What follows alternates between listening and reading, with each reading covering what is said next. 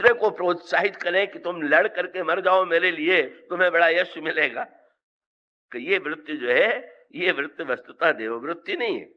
और इसका अभिप्राय, इसका तात्पर्य ये हुआ कि भाई का जब हमारे जीवन में मेघनाद यज्ञ कर रहा है और यज्ञ में बलिदान कर रहा है भैंसे का रक्त चढ़ा रहा है, इसका अभिप्राय यह है कि अब और काहे के लिए चढ़ा रहा है, किसको पूजा कर रहा है, किसकी, देवताओं की। और पूजा करने का उद्देश्य क्या है? पूजा करके देवताओं से शक्ति प्राप्त करें और फिर देवताओं की पिटाई करें। ये तो बहुत बढ़िया पूजा हुई। किसी का सम्मान करके पूजा की जाए और पूजा करके उसी से शक्ति पा करके, यही तो भस्मासुरी वृत्ति है। प्रसन्न किया शंकर जी को, और जब शंकर जी ने पूछा कि क्या चाहते हो, तो महाराज मैं चाहता हूं कि जिसके सिर पर हाथ रखूं वो भस्म हो जाए।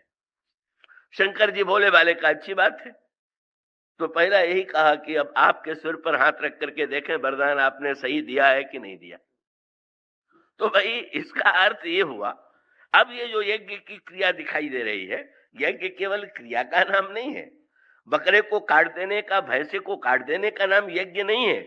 यह तो यज्ञ के नाम पर व्यक्ति के स्वार्थपरता और हिंस वृत्ति और उसके अंतःकरण में जो निर्दयता की वृत्ति है उसका परिचय है। वस्तुतः ये जो मेघनाद यज्ञ कर रहा है वो यज्ञ क्रिया के रूप में यज्ञ है, पर यज्ञ का जो तात्पर्य है उससे सर्वथा भिन्न है। कि जैसे कोई निमंत्रण दे और निमंत्रण दे करके बढ़िया खीर बनवा करके परोस दे, लेकिन खीर में विष मिला के परोस दे कि स्वाद के मारे पहले खीर खा ले बाद में मर जाए, इसी प्रकार से देवता पहले आहुति ले ले और बाद में फिर शक्ति पा करके हम तब मारियों की छाड़ियों भली भांति पहनाए। तो यज्ञ केवल किसी क्रिया का नाम नहीं है। मेघनाद जो यज्ञ कर रहा है उस यज्ञ को भगवान श्री राम लक्ष्मण को आदेश देते हैं, तुम जाओ और उस यज्ञ को नष्ट कर दो, और उस यज्ञ को नष्ट करके तुम मेघनाद का वध करके लौटना। और लक्ष्मण जी जो हैं, मेघनाद मख करई अपावन खल मायावी देव सतावन। महाराज अगर कहीं यज्ञ हो जाएगा तो जीतना उसको कठिन होगा। और अंत में लक्ष्मण जी जाते हैं यज्ञ स्थल में, और यज्ञ स्थल में जाकर के मेघनाद के यज्ञ को ध्वंस करते हैं। उसका अभिप्राय यह है कि यहाँ ध्वंस करने वाले का उद्देश्य पवित्र है, और क्रिया के रूप में यज्ञ करने वाले की वृत्ति में कि यज्ञ की क्रिया है पर यज्ञ की भावना नहीं। पर रावण ने फिर जब मेघनाद मारा गया, रावण हारने लगा तो रावण ने भी निर्णय किया, पर रावण ने यज्ञ कुंड नहीं बनाया, रावण ने आहुति भैंसे की नहीं दी, बल्कि वो जो है शांत भाव से एकांत में यज्ञ की क्रिया में संलग्न हो गया। यज्ञ क्रिया का अभिप्राय यूं कह लें कि जैसे जब आप प्रकाश पाना चाहते हैं तो क्या करते हैं? का प्रकाश पाने के लिए आप लट्टू लगा लें, तार लगा लें, इतने से ही तो प्रकाश नहीं मिलेगा।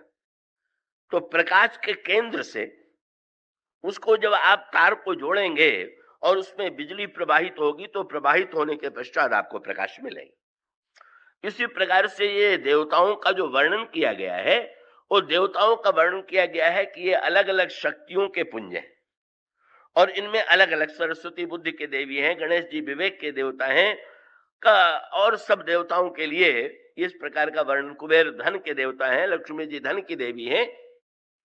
और उसका अभिप्राय यह है कि जब इन वस्तुओं को हम पाना चाहते हैं तो इनसे अपने आप को जोड़ने की चेष्टा करें। तो ऐसी स्थिति में जोड़ने की चेष्टा की गई, यही है यज्ञ की प्रक्रिया का अर्थ। क्या इसका अर्थ है कि यह माना गया कि यज्ञाद भवति पर्जन्य पर्जन्याद अन्न संभव। अन्न के उत्पादन के लिए केवल खेत में बीज डालना ही यथेष्ट नहीं है, अन्न के उत्पादन के लिए वर्षा की भी आवश्यकता है, और वर्षा के देवता इंद्र हैं, और यज्ञ में हम इंद्र देवता की पूजा करें और पूजा करके वर्षा की प्रार्थना करें जिससे वर्षा। ये है व्याख्या गीता में की गई यज्ञ की। पर यज्ञाद भवति पर्जन्य में यज्ञ की विचित्रता क्या है? दो तरह से आपने अन्न उत्पादन के लिए कार्य किया। क्या? खेत में किसान ने उसको जोता, उसको खेत को तैयार किया और उसमें बीज बढ़िया से बढ़िया डाला। यही है पुरुषार्थ।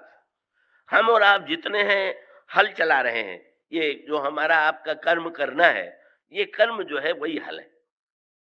और कर्म करते हुए उसमें बीज डाल रहे हैं, और ये बीज क्या है? कामना का बीज है। कर्म का हल चल रहा है, पुरुषार्थ का हल चल रहा है, और हम चाहते हैं कि बदले में हमको ये मिले, ये मिले। ये कामना का बीज है। लेकिन केवल इतने मात्र से तो अन्न नहीं मिल जाएगा। तब आवश्यकता यह है कि वर्षा भी हो, और वर्षा के लिए प्रकृति के सहयोग की अपेक्षा है। बस यहीं आकर के व्यक्ति जो है अकेला न रह करके जितना उसके करने का काम था वो तो उसने कर लिया, लेकिन जिस पर उसका बस नहीं है उसके लिए आवश्यकता है अब प्रकृति की वर्षा की।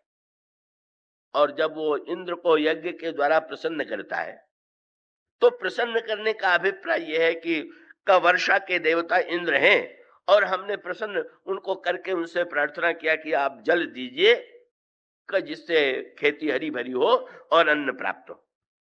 ठीक, बढ़िया बात है।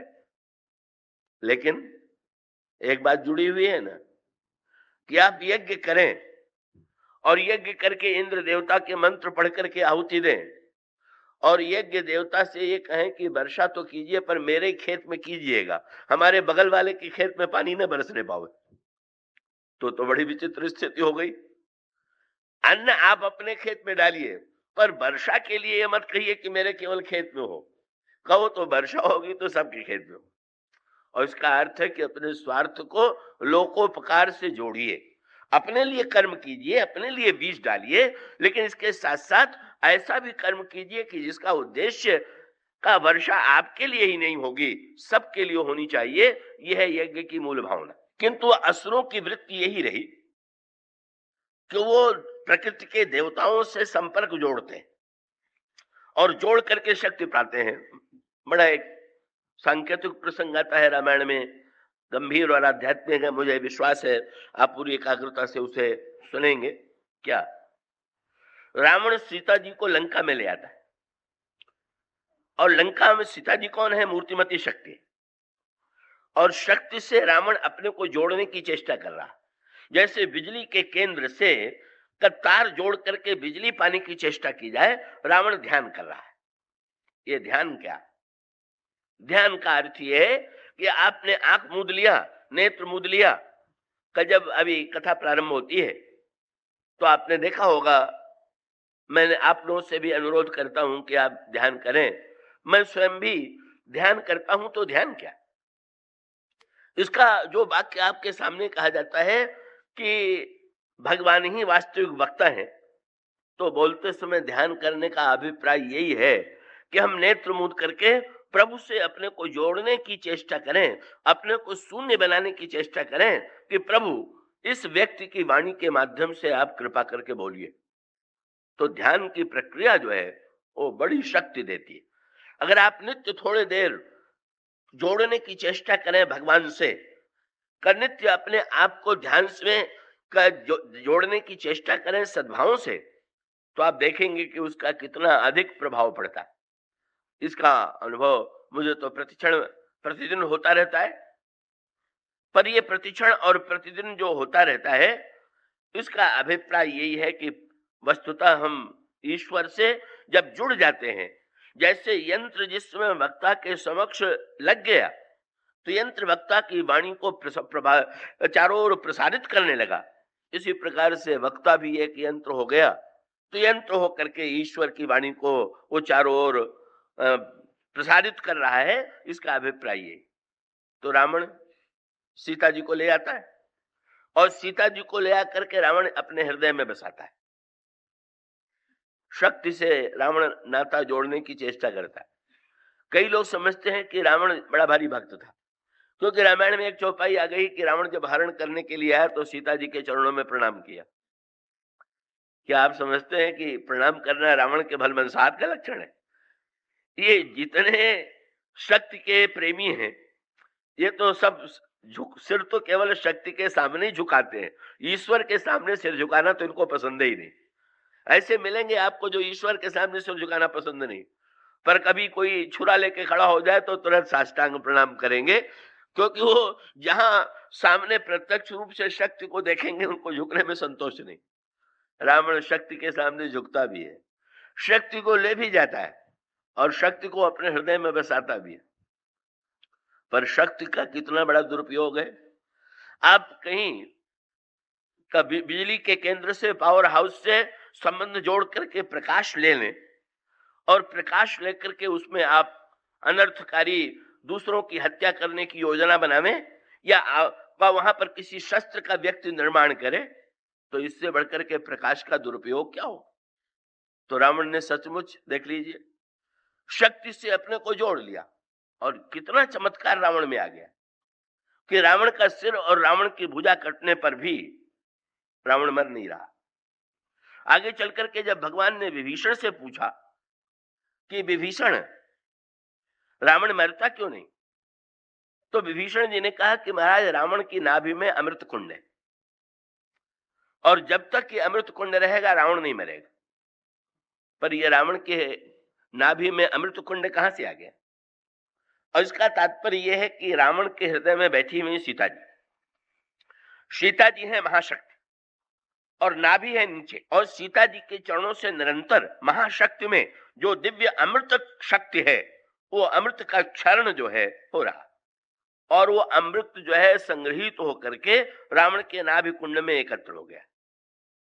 और कितना बड़ा दुरुपयोग है सीता जी से। इसीलिए जब त्रिजटा से सीता जी ने पूछा रावण क्यों नहीं मरता, तो उसने यही कहा कि देवी आप ही इसमें कारण है।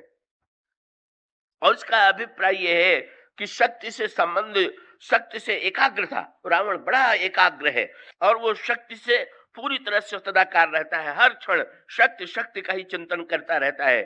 और उनके चरणों से प्रपंचम सिंचंती महा त्रिपुरा सुंदरी के सौंदर्य लहरी में इसकी ओर संकेत इस रूप में किया गया कि देवी आप जब हृदय में विराजती हैं और आपके चरणों से अमृत स्रवित होता है तो व्यक्ति में अमृतत्व का संचार होता है। पर यह अमृतत्व संसार के लिए कितना दुखदायी, कितना घातक। इसीलिए रावण के विनाश के लिए दो बातें बताई गई। क्या? कब त्रिजटा से ने जब बताया कि आपका रावण हृदय में ध्यान करता रहता है, लेकिन समस्या इतनी ही नहीं है, आप श्री राम का ध्यान करती रहती हैं और श्री राम के उदर में सारा ब्रह्मांड है। तो प्रभु को चिंता यह है कि रावण तो मर जाए पर संसार न मिट जाए। बड़ी आध्यात्मिक समझ की बात। रावण है मूर्तिमान मोह, तो भाई संसार को मिटा दीजिए, सब जगह आग लगा दीजिए, न रहेगा कोई न कहीं मोह रहेगा। पर ऐसा मोह मिटना किस काम का कि मोह के मिटने में संसार ही मिट जाए। ममता मिटने में, ममता हटाने में ममता के पर विजय है, पर ममता की वस्तु को मार देने, मिटा देने में कोई मोह ममता की विजय नहीं। तो सीता जी से पूछा, सीता जी ने त्रिजटा से पूछा अब क्या होगा? तो कहा जब भगवान राम रावण का वध करने चलेंगे अंत में, तो आपसे जो उसका मन जुड़ा हुआ है ऐसा बाण चलावेंगे कि रावण उससे टूट जाए। बहुत बढ़िया बात।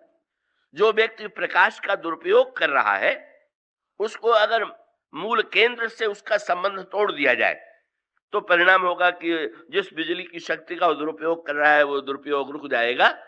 तो वस्तुतः दोनों बातों में अंतर लग रहा है। त्रिजटा कहती है हृदय में सीता जी बैठी हुई, और विभीषण जी कहते हैं रावण के नाभि में अमृत कुंड है, पर दोनों बातें एक दूसरे से जुड़ी हुई हैं। सीता जी के चरणों का ही अमृत है। भगवान राम ऐसा बाण चलाते हैं कि रावण सीता जी को विस्मृत हो जाता है। अब अमृत नया नहीं प्राप्त हो रहा है और उस अमृत कुंड को प्रभु ने सुखा लिया और उसके पश्चात रावण का विनाश होता है। तो ये रावण, इसे गोस्वामी जी ने लिखा कि मेघनाद का यज्ञ जब ध्वंस हो गया तो रावण ने निर्णय किया कि अगर कहीं हम उस प्रकार का यज्ञ करेंगे, आहुति का तो बंदर धुआं देख करके न पहुंच जाए, वो भी चिंता हो गई। तो अब इस बार ऐसा यज्ञ किया जाए कि पता न चले। सो बिल्कुल वो ध्यान यज्ञ में बैठ गया, नेत्र मूंद करके बिल्कुल तन तराकार होकर के शक्ति से शक्ति के केंद्र से उससे जोड़ने की चेष्टा किया, पर विभीषण को तो पता लगे बिना रहता नहीं। ये गोस्वामी जी मैंने पत्रिका में कहते हैं विभीषण जीव है, और इसका अभिप्राय है कि बुराई को जितने जल्दी जीव जानता है, दूसरा क्या जानेगा। का उसको जान लिया और जा करके उन्होंने तुरंत भगवान राम से कहा, नाथ करे रावण एक जागा। महाराज वो भी एक यज्ञ कर रहा है। बोले यज्ञ करने का फल क्या होगा? सिद्ध भय, अगर यज्ञ सिद्ध हो जाएगा तो नहीं मरी ही अभागा, वो अभागा मरेगा नहीं। तो भगवान ने कहा विभीषण कैसी बात कर रहे हो, कोई न मरे तो लोग कहते हैं भाग्यशाली है, और तुम कह रहे हो कि रावण नहीं मरेगा तो बड़ा अभागा है। तो विभीषण जी ने कहा महाराज इसलिए वो अभागा है कि एक तो जब तक जीवित रहेगा दूसरों को कष्ट ही देता रहेगा, और दूसरे जब तक मरेगा नहीं तब तक आप में समाएगा नहीं। तो न संसार के लिए उसका जीवित रहना अच्छा है, न उसके स्वयं के लिए उसका जीवित रहना अच्छा है। इसलिए फिर वहां पर अंगद हनुमान जी आदि को आदेश दिया जाता है यज्ञ ध्वंस करो। और जिस समय जाकर के देखा नेत्र मुदे हुए रावण बैठा हुआ है, जाकर के एक लात अंगद ने रावण की छाती में लगा दिया। बिल्कुल आंख खोले ही नहीं, देखे ही नहीं, चकित हो गए। और बंदर बड़ा धैर्यशाली है और लगता है पक्का संत है, लात खाने के बाद भी जिसको अपमान का बोझ नहीं हो रहा है, वो तो लगता है कि बहुत ऊंची वृत्ति आ गई। पर सत्य तो जानते थे। अंगद ने वाक्य कह दिया, अच्छा रणते नीलज भाग्य गृह आवा, और यहाँ आई बक ध्यान लगावा। बक ध्यान में व्यंग ये है कि भाई ये जो आया है, भगवान श्री राघवेंद्र लक्ष्मण के साथ जा रहे थे और जब पंपासर के पास पहुंचे तो उन्होंने देखा कि बगुला जो है, आपने देखा होगा बगुले जब चलते हैं तो बहुत धीरे धीरे, एक एक पग जो है बड़ा धीरे से उठा कर। तो प्रभु ने मुस्कुरा करके लक्ष्मण से कहा, पश्य लक्ष्मण पंपायाम बको परम धार्मिका। लक्ष्मण देखो ये पंपासुर में ये कितना बड़ा धार्मिक बगुला है। सनई सनई पदम धत्ते, लगता है कि मेरे पैर के नीचे कोई दब के न मर जाए, इसीलिए बेचारा इतना धीरे से पैर उठा के रखता है। ये तो बड़े श्रेष्ठ पुरुष। मछली सुन रही थी, सो एक मछली ने भगवान से पूछा, कहा कि महाराज ये कितने अहिंसक हैं, ये तो आप मुझसे पूछिए। ये जो इनकी धीरे पैर उठाना है, ये हम लोगों को पकड़ने में जिससे जितने एकाग्र होंगे उतनी शीघ्रता से मछली को पकड़ सकेंगे। तो महाराज सहवासी विजानियात सचरित्रम सहवासिनाम, अंगद ने कह दिया मैं समझता हूं तुम अहिंसा में भी घोर हिंसा भरी हुई। हाँ, कभी अहिंसा में भी हिंसा हो सकती है।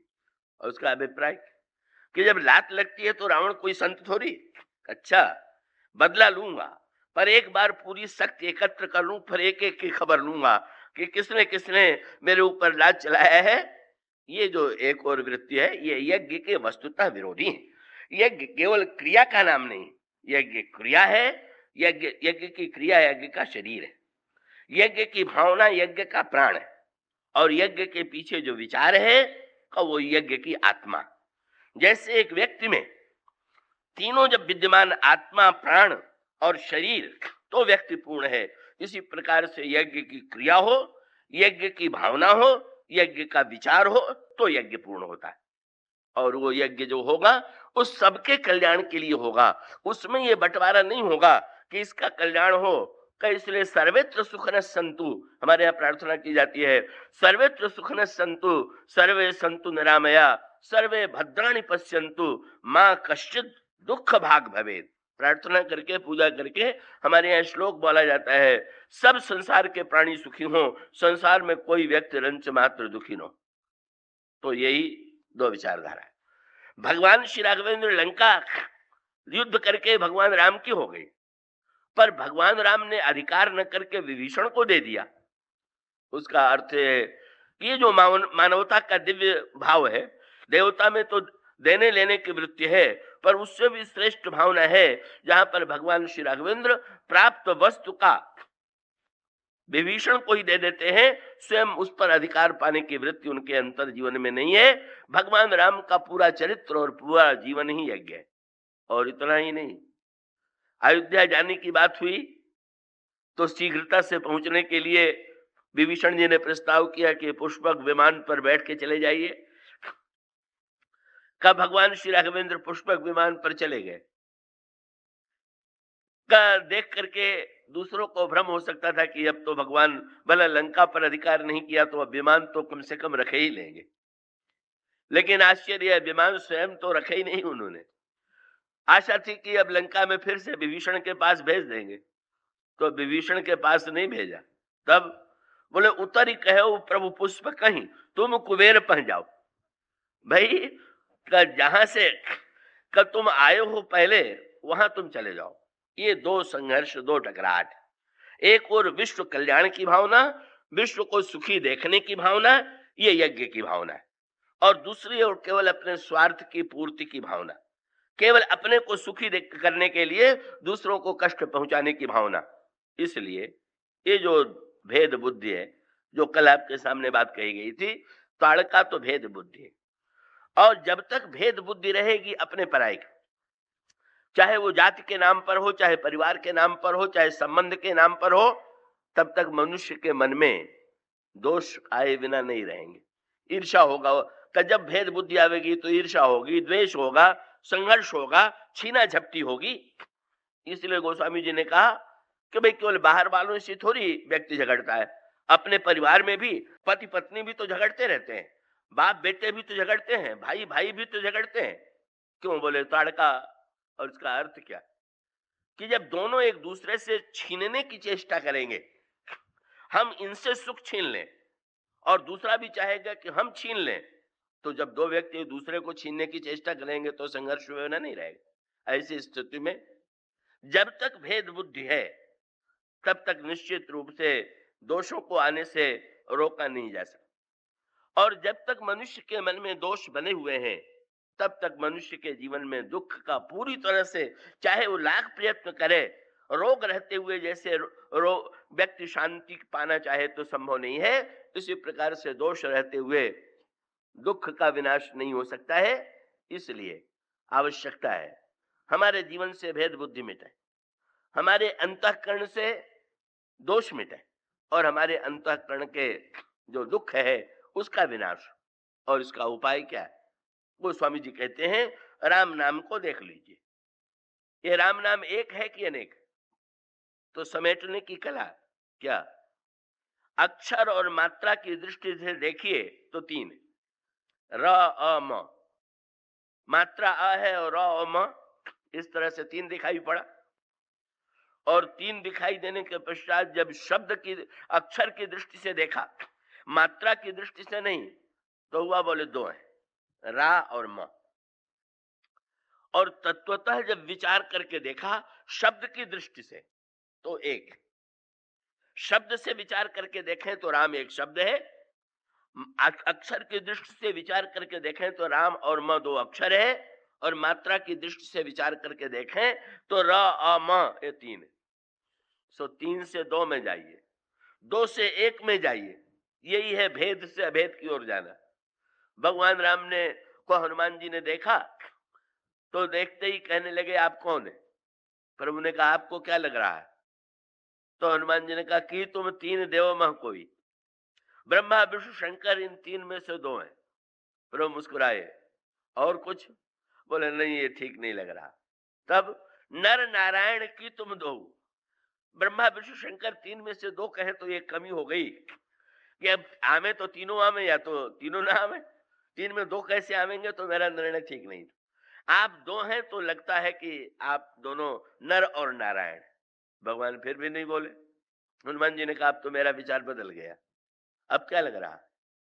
बोले जग कारण तारण भव भंजन धरणी भार की तुम अखिल भुवन पति लीन मनुज अवतार। महाराज क्या आप ब्रह्म ही हैं क्या? प्रभु ने पूछा क्या लक्ष्मण को भूल गए क्या? अभी तो तीन में से दो कहा था, दो में से दो कहा, अब केवल मेरे विषय में कह रहे हो, ये किनको भूल गए क्या? बोले नहीं महाराज, पहले मेरा विचार हुआ कि आप तीन में से दो है, फिर पता लगा कि नहीं दो में से दो है, परंतु में पता चला कि एक ही दो दिखाई भर दे रहा है, वस्तुतः दो है ही नहीं।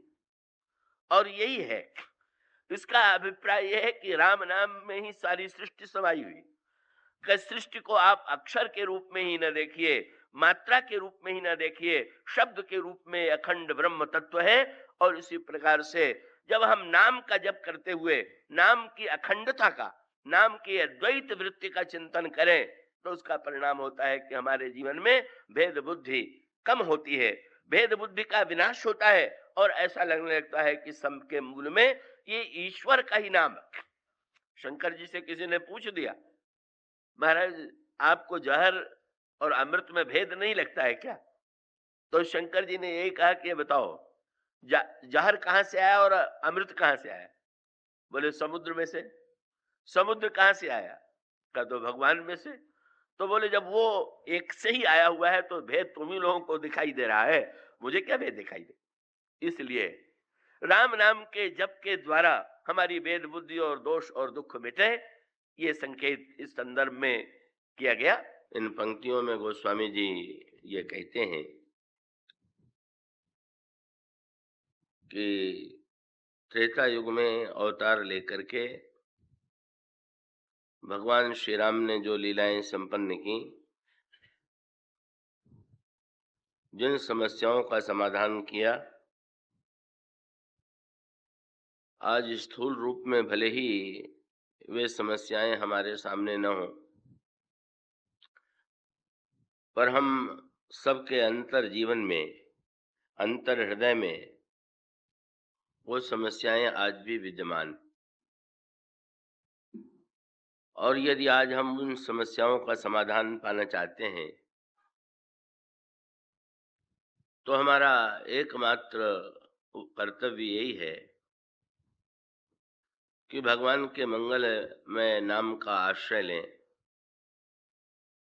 उस पर मनन और चिंतन करें, जप करें।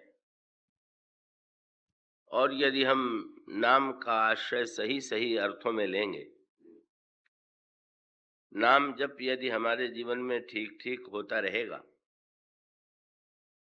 तो हमारे अंतर जीवन के सारे दुर्गुण, दुर्विचार नष्ट होंगे और अंतःकरण में राम राज्य की स्थापना होगी। इस संदर्भ में चर्चा चल रही थी आपके समक्ष। महर्षि विश्वामित्र